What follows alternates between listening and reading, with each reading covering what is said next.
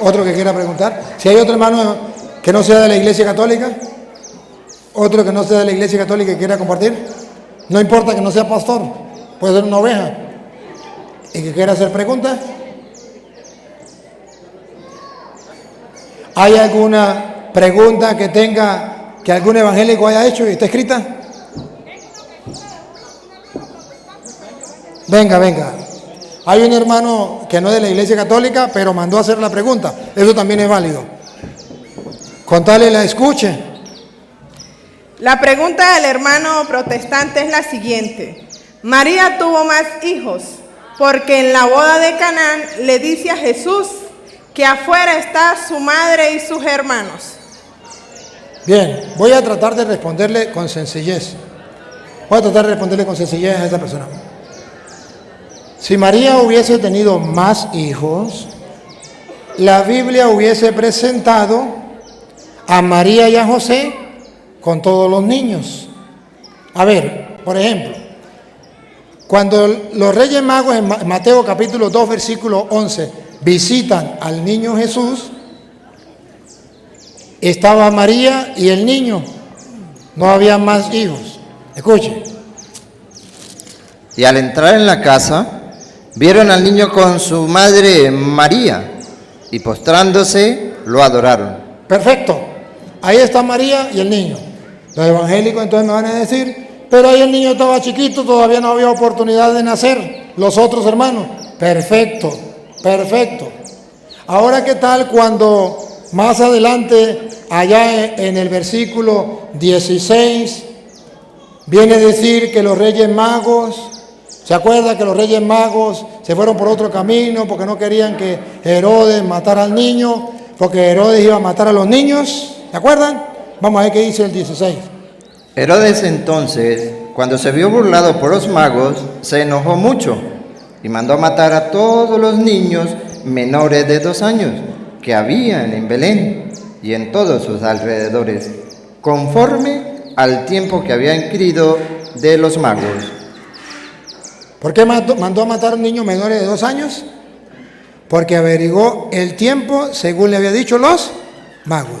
De modo que cuando Jesús tenía 2 años, entonces tuvo que huir la Virgen María con San José a Egipto. Y vamos a ver si huyó con el niño y con otro hermano, porque tiene 2 años. La mujer judía paría cada ¿cuánto? Todos los años. Ella no pierde tiempo. Todos los años. Cuando tuvo que huir, vamos a ver si ya tenía 2 años Jesús. Vamos a ver qué pasó. Entonces se cumplió lo que fue dicho por el profeta Jeremías, cuando dijo: voz fue oída en Ramá. Póngalo ahí como en el 19 o 20.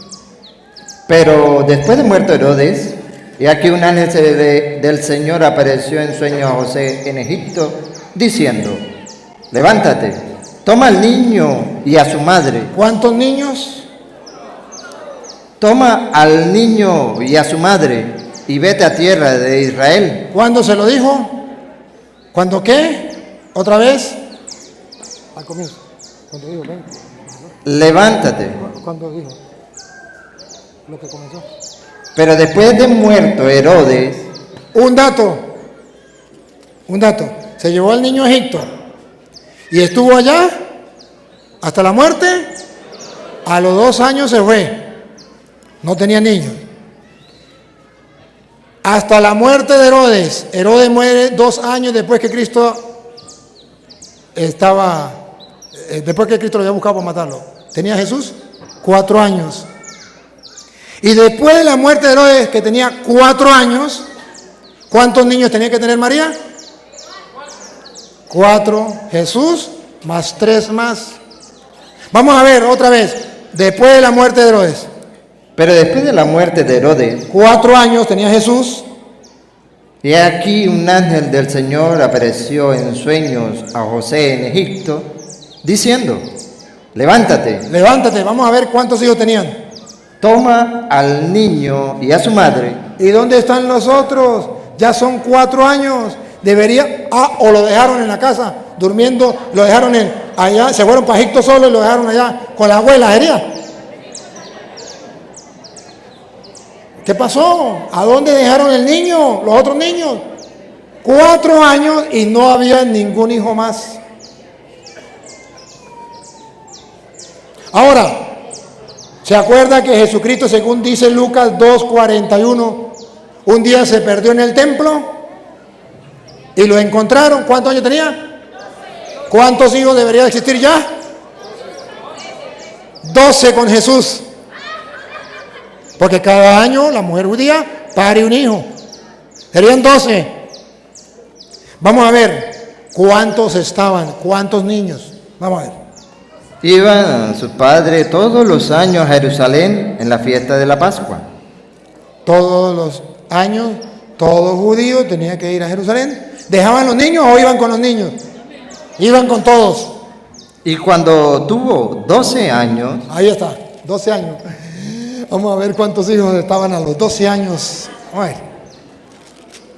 subieron a Jerusalén conforme a las costumbres de la fiesta. Al regresar ellos, acabada la fiesta, se quedó el niño Jesús en Jerusalén. Se quedó el niño Jesús en Jerusalén. Vamos a ver si se vinieron con los otros hermanitos. Vamos a ver. Sin que lo supiesen José y su madre. José y su madre y los hermanos. Sigue. Y pensando que estaba entre la compañía, anduvieron camino de un día. Le buscaban entre los parientes y los conocidos. Lo buscaron entre los parientes y conocidos. Pero como no le hallaron, volvieron a Jerusalén buscándole. Y aconteció que 3 días después le hallaron en el templo, sentado en medio de los doctores de la ley. ¿Qué le dijo María? Vamos a ver. Oyéndoles y preguntándoles. Y todos los que le oían se maravillaban de su inteligencia y de sus respuestas. Lupita, ayúdame. Vamos a ver cuántos niños tenían. Cuando le vieron, se sorprendieron. Y le dijo su madre. Su madre, respiren profundo, ¿qué le dijo? Tu papá, tus hermanos y yo te estábamos buscando, sin vergüenza. Vamos a ver, ¿qué dijo María? Hijo, ¿por qué nos has hecho así? He aquí, tu padre y yo. ¿Y dónde están los otros hermanitos? Que me responda algún protestante. Que me responda. ¿Cómo es? He aquí, tu padre y yo te hemos buscado con angustia. Entonces, él les dijo, ¿por qué me buscáis? ¿No sabéis que en los negocios de mi padre me es necesario estar? Mas ellos no entendieron las palabras que les habló. Y descendió con ellos y volvió a Nazaret y estaba sujeto a ellos. Los 3 volvieron a Nazaret. ¿Y los otros? Puras mentiras. Pero ¿por qué la Biblia dice que llegaron sus hermanos a buscarlo? Porque sí dice en la Biblia que llegaron sus hermanos. ¿Y cuántos hermanos tenía Jesús? Vamos a preguntarle a San Pablo. 1 Corintios, capítulo 15, versículo 5. ¿Cuántos hermanos eran? No 5, tampoco 6, tampoco 7. Vamos a ver cuántos hermanos tenía Jesús. Y que apareció a Cefas. Se le apareció a Cefas. Y después a los 12. Y después a los 12. Después apareció a más de 500 hermanos a la vez. ¿Cuántos hermanos tenía? Más de 500. 500 no, más de 500. Que me diga un protestante que sea capaz de tener la mente bien en el sitio. María parió esos más de 500 hijos Pero la Biblia habla de que Jesús tuvo más hermanos. Lo que no aparece en la Biblia es que María tuvo más. Digo, eso no aparece en la Biblia. Reto a cualquier protestante en el mundo. Dejo de ser cura. Aprovechenme. Al que está aquí, que mandó la pregunta, aprovechenme. Dame el capítulo y versículo donde diga que María tuvo más hijos. No donde diga que Jesús tuvo más hermanos. Porque de eso ya estamos claros que no fueron ni 6 ni 7. Fueron más de 500 hermanos. Y no pueden ser hijos de la Virgen María. Pero no puede fallar la Biblia y dice que son hermanos de Jesús. Ahí está la respuesta. Otro que quiera preguntar. O otra pregunta. Venga, pregúnteme. ¿Él es el hermano separado? No. Ah.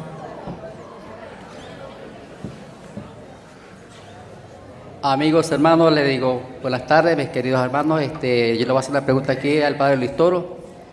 Yo soy católico, yo no soy ningún protestante, yo no soy hermano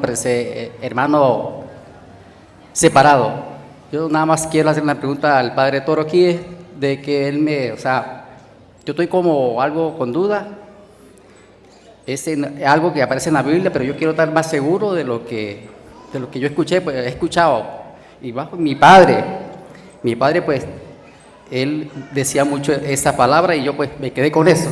Y ya que usted explica y da enseñanza de la Biblia, pues quiero esa pregunta, que salga a la luz y que todos los hermanos se aseguren de que si es así como yo le deseo escuchar y que me la explique.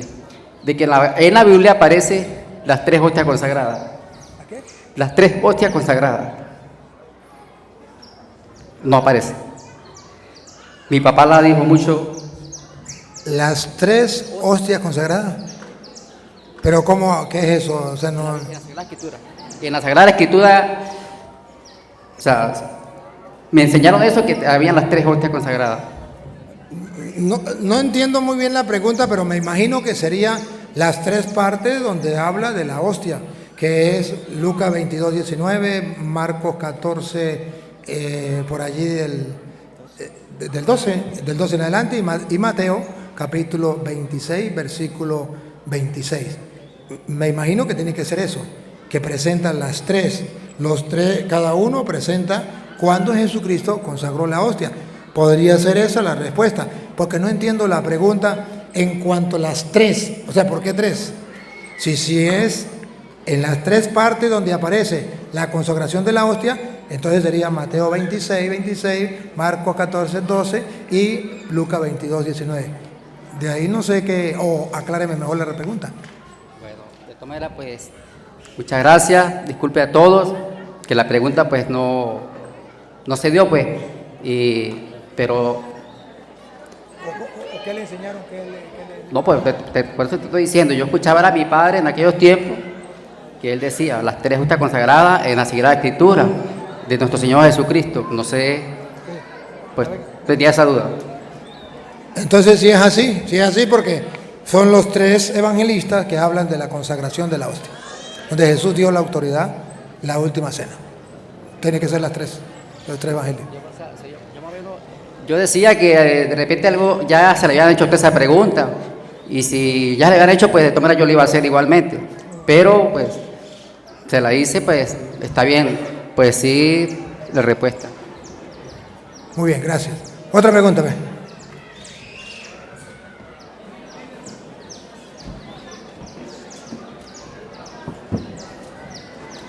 Padre, me hicieron una pregunta a un evangélico, incluso un pastor, que le preguntara a usted que por qué Dios es el esposo de María y no José. Porque Gálatas 4:4 dice, no lo inventé yo. Gálatas 4:4 dice que a Dios un día le pareció bien tener un hijo en el vientre de una mujer. A ver. Pero cuando vino el cumplimiento del tiempo, Dios envió a su Hijo. Dios envió a su Hijo. Nacido de mujer. Listo. Nacido de mujer. Entonces, aquí la Biblia me habla que ese hijo no fue con un hombre, que ese hijo es de Dios y que Dios bien ha querido pues tener una mujer que le diera un hijo. ¿Qué vamos a hacer? En Lucas 1:31 también lo dice de otra manera. Lucas 1:31. Y ahora concebirás en tu vientre y dará a luz un hijo y llamará su nombre Jesús. Este será grande y será llamado Hijo del Altísimo. Ahí tiene, es hijo del Altísimo. Y para el pueblo de Israel, ¿cómo era la cosa para que fuera su esposa? Fácil, si quedaba embarazada de la persona, ese era el esposo. ¿De quién quedó embarazada? ¿De José? No, quedó embarazada y el hijo es de Dios. Entonces, ¿de quién es esposa? De Dios. Aquella que Dios eligió para que fuera la madre de su hijo. Como ustedes ahorita, por ejemplo, eligen la esposa para que sea la madre de su hijo. Pero en aquel tiempo era que al tener el hijo, con esa persona, ese hombre pasaba a ser su esposo. Así de sencillo. Solamente que ellos no saben por qué en el pueblo de Israel, si pasaba, el hombre tenía un hijo con una mujer, esa iba a ser su esposa. ¿No lo entienden? ¿Qué vamos a pedirle?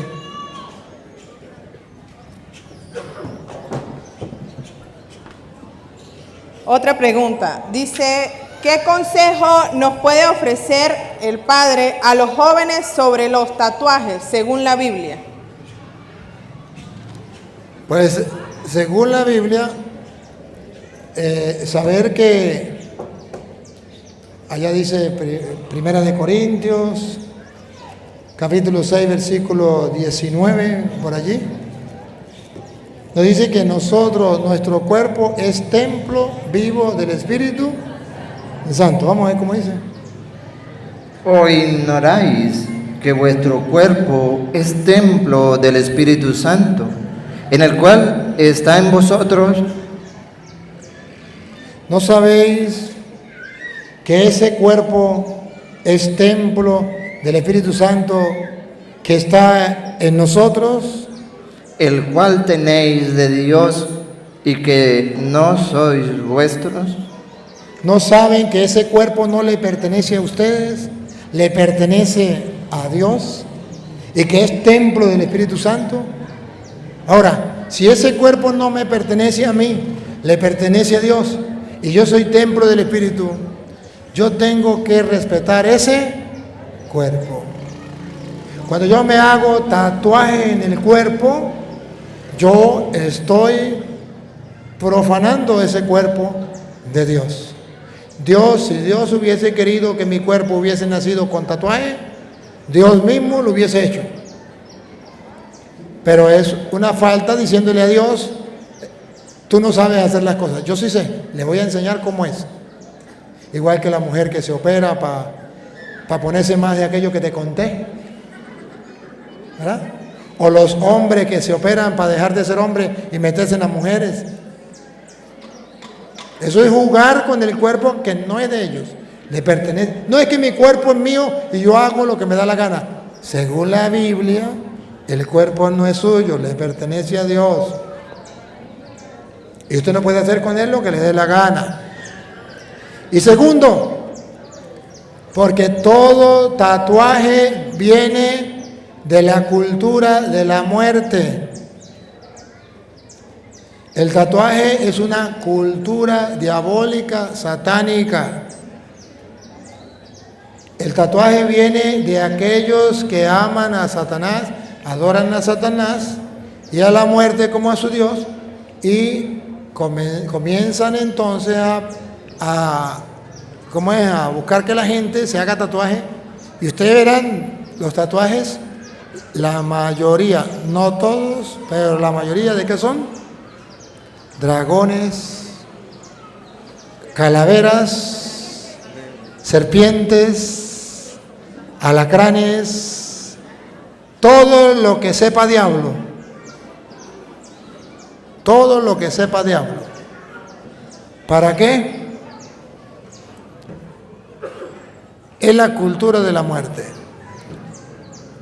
Padre, y si yo me hago un tatuaje de Cristo, está faltándole el respeto a su cuerpo, que no le pertenece, le pertenece a Dios. Pero segundo, está apoyando a la cultura de la muerte.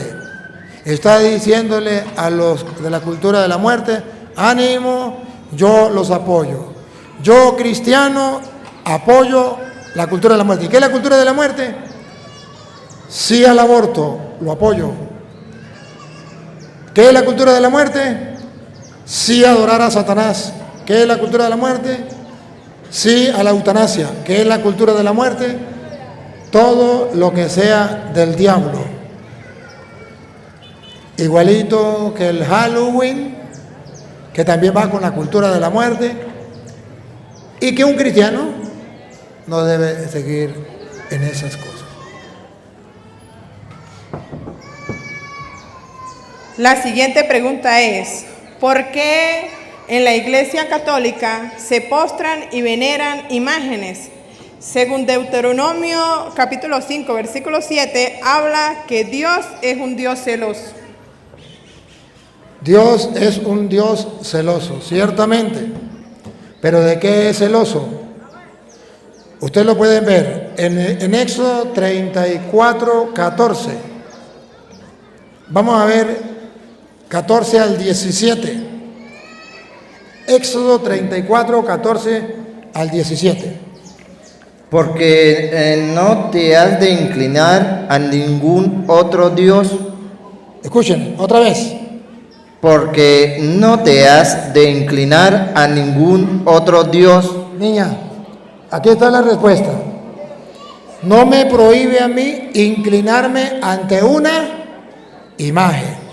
Me prohíbe inclinarme ante otro Dios. Escuchen. Porque no te has de inclinar a ningún otro Dios, pues Jehová, cuyo nombre es celoso. Porque Dios es celoso de una imagen o de otro Dios. Ahí no dice, no se inclinen ante una imagen, porque yo soy celoso con las imágenes. Ahí dice, no se inclinen ante otro Dios, porque yo soy un Dios celoso de una imagen o de otro Dios. Repítalo, estamos leyendo la Biblia Reina Valera, repítalo. Porque no te has de inclinar Vamos a ver si ante una imagen. a ningún otro Dios. No es una imagen, es otro Dios. Pero puede ser que haya alguien que crea que una imagen es Dios. Eso sí es pecado. Pero en el caso de nosotros nos inclinamos ante una imagen creyendo que esa imagen es Dios. No. La prohibición es inclinarme ante otro Dios. Repítalo y sigue. Porque no te has de inclinar a ningún otro Dios, pues Jehová, cuyo nombre es celoso, Dios celoso es. Es celoso de otro Dios, no de una imagen. Sigue. Por tanto, no harás alianza con los moradores de aquella tierra, porque fornicarán en pos de sus dioses. ¿Porque tendrán imágenes? No. Porque fornicarán con otros dioses. Y ofrecerán sacrificios a sus dioses. Dioses. Esto es lo que no le entra en la cabeza a los protestantes. Y donde dice dioses, ellos se imaginan las imágenes. La ignorancia es atrevida. Sigue. Y te invitarán y comerás de sus sacrificios, o tomando de sus hijas para tus hijos, y fornicando sus hijas en pos de sus dioses. Otra vez con dioses. ¿Cuántas veces lo ha dicho? Siga. Harán fornicar también a tus hijos en pos de los dioses de ellos. Otra vez dioses, no imágenes. No te harás dioses de fundición. ¿Escucharon? Otra vez. No te harás dioses de fundición. Se lo traduzco en castellano. No te hagan imágenes de dioses. La fundición, las imágenes que Dios prohíbe son las imágenes. ¿De qué? De los dioses. Y hay que quemarlas. Deuteronomio 7:25. Esas imágenes hay que quemarlas, hay que destruirlas. Deuteronomio 7:25. ¿Cuáles imágenes? ¿La de la Virgen María, la de los santos? No. La de los dioses. Las esculturas Imágenes. de sus dioses No de la Virgen María, no de los santos, de sus dioses. quemarás en el fuego. Quemarás en el fuego. Ahí los protestantes se vuelven locos y agarran las imágenes de los católicos y las queman. ¿Y por qué no hacen lo mismo con las imágenes de ellos? ¿Y por qué no agarran las imágenes que están en los billetes y le meten candela? Los dólares, ¿por qué no le meten candela a esas imágenes? Y los tratan con cuidado, los doblan con cuidadito, ¿Saben qué? Le pongo un ejemplo. No sé si ustedes escucharon al hijo del presidente. ¿No escucharon al hijo del presidente? Escúchenlo, está en YouTube. La entrevista que le hicieron. Al hijo del presidente le hicieron a Nicolásito, es que se llama, ¿no? Le hicieron una entrevista. Si es mentira, no lo van a encontrar en YouTube. Búsquenlo en YouTube, la entrevista que le hicieron. Y le preguntaron sobre, porque él es el encargado de culto en Venezuela. El encargado del culto. Y le preguntaron sobre Dios. Y él dijo en conclusión, le voy a resumir en conclusión, búsquelo en YouTube. Ahí está la entrevista. ¿Qué dijo?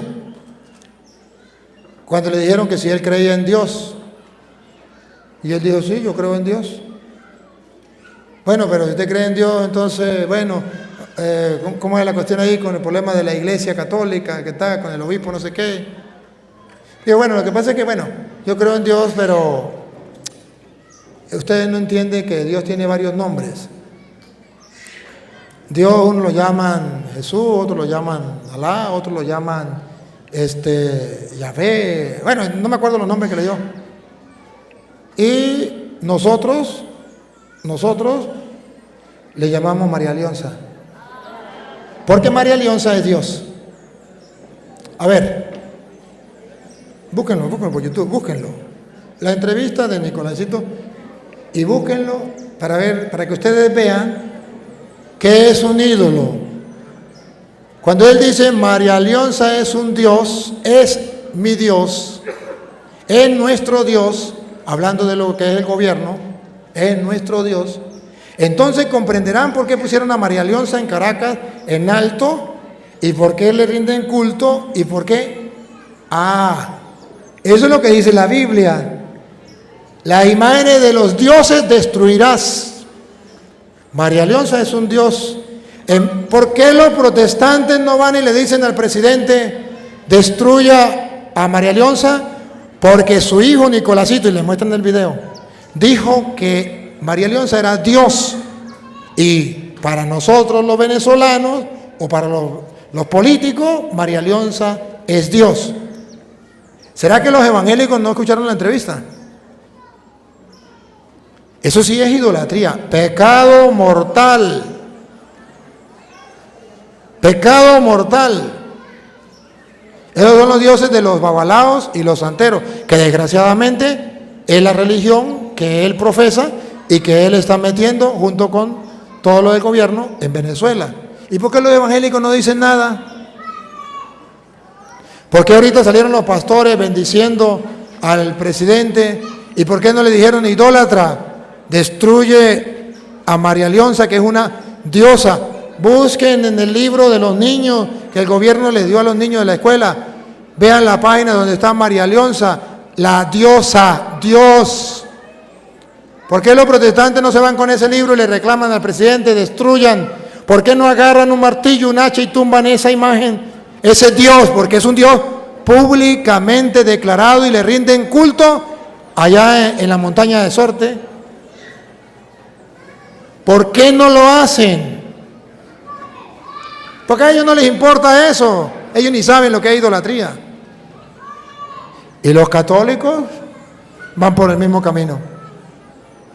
Pero es un pecado mortal. Y si ojalá me escuchara Nicolásito, no tengo nada contra ustedes, solamente decirle que es un pecado mortal, que la Biblia lo prohíbe, se le respeta, pero dice el Señor que eso no es correcto, es algo abominable a sus ojos. Y que el pueblo de Venezuela no puede ni enseñarlo. Los maestros, esa página que está en los libros que le dieron a los niños de María Leonza como diosa, no se lo deben enseñar a sus niños. Y todos los santeros y babalaos que están enseñando eso y creyendo eso, están cometiendo un pecado mortal de idolatría. Esas son las imágenes que Dios aborrece. Ese sí es un pecado de idolatría. Vamos, protestantes, díganle al presidente que destruyan ese Dios. A ver si tienen pantalones. No tienen pantalones. Porque ellos no saben ni lo que es eso. Pero hoy tengo que decirle, yo, como sacerdote del Dios Altísimo, con el respeto que merecen, que eso es pecado. Es idolatría y eso no es cristiano. Ese no es Dios. Eso es una potencia diabólica, satánica, que nosotros no creemos y que Dios va a castigar quien se vaya con esos dioses. Para nosotros solamente hay un solo Dios. Bien, son las 6, yo tengo que irme, voy para lejos, ustedes se quedan aquí. Vamos a una última pregunta. La última pregunta es, ¿por qué una persona que sufre de depresión siempre termina en una tragedia, se ahorca, se quita la vida? Si la persona en su sano juicio atenta contra su vida, ¿o es el demonio que lo incita a hacerlo? La persona que cae en depresión normalmente, es porque se ha apartado de Dios. ¿Qué lo lleva a la depresión? Un problema. ¿Cómo se evitaría el problema? Colocándole en manos de Dios, aquí está mi problema. Haga conmigo lo que quiera. Haga el problema lo que quiera. ¿Qué es la depresión? Falta de oración. Ausencia de Dios. ¿Quién es el primer culpable? La persona. Por no orar. Porque todos los días vive sin orar. Sale en la mañana, se va, llega en la tarde, se acuesta a dormir, viendo televisión, no hay tiempo para orar. Para ir a misa, para confesarse, el alma se va debilitando. Entonces, cuando viene un problema, una dificultad, normalmente se deprime, porque no hay en quien confiar, porque no hay fuerza, no encuentra sentido a la vida. Cuando llega lo que la Biblia llama desierto, lo que los santos llaman noches oscuras, se deprime. ¿Y dónde es que el diablo tienta a la persona, según dice Mateo 4:1? ¿A dónde tentó a Cristo? Cuando estaba en el desierto. ¿Y cómo fue que Cristo lo venció? Haciendo ayuno y oración. Y con la palabra de Dios. ¿Por qué caemos en depresión y no superamos el desierto? Pero nos falta ayuno, oración y palabra del Señor alimentarnos. Y ahí es donde el diablo ciertamente aprovecha. Señor Dios omnipotente,